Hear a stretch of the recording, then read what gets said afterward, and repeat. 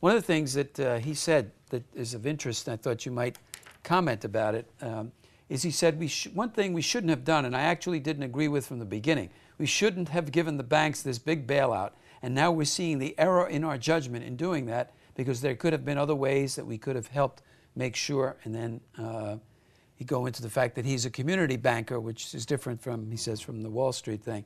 What do you make of that as a platform, as it were? It plays well to a populist bent that exists out there among many people, but realistically, almost every economist believed that we had to do what we did.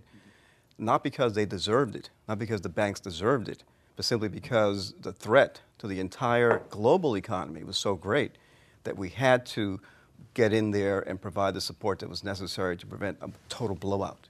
And it wasn't just this country, it was Europe, it was even Japan. You know, all these countries were going through a lot of dangerous And some of them are still there. Yeah, definitely. And we're not completely out of the woods either. Yeah.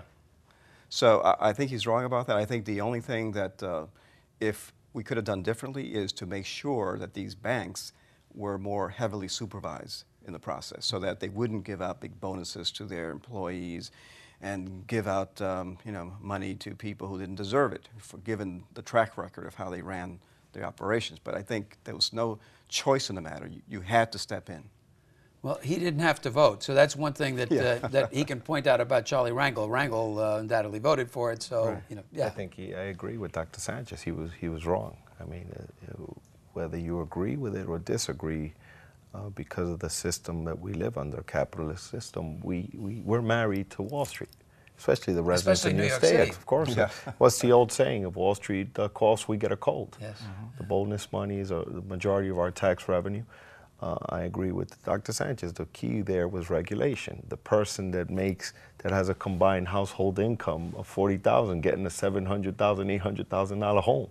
The problem was in the regulation. I'm talking about the banking and the lending, the mortgages and so forth and so on, and the relationship between the SEC and the FDIC and these people that regulate the banks. And the bankers. I think the problem, obviously, there was the motto was even under President Clinton, and was that deregulation was the way to stimulate the economy, even though it was obviously mostly it was based on credit, it was based on money that didn't exist, and what happened, the bubble burst. But again, our pension system is tied to Wall Street, so that, you know, the regular guy who's a police officer or the middle class, working class, his pension is tied into Wall Street. So you couldn't just let the banks fail. Obviously, I'm a populist myself, but that's the reality of the system of government we live under.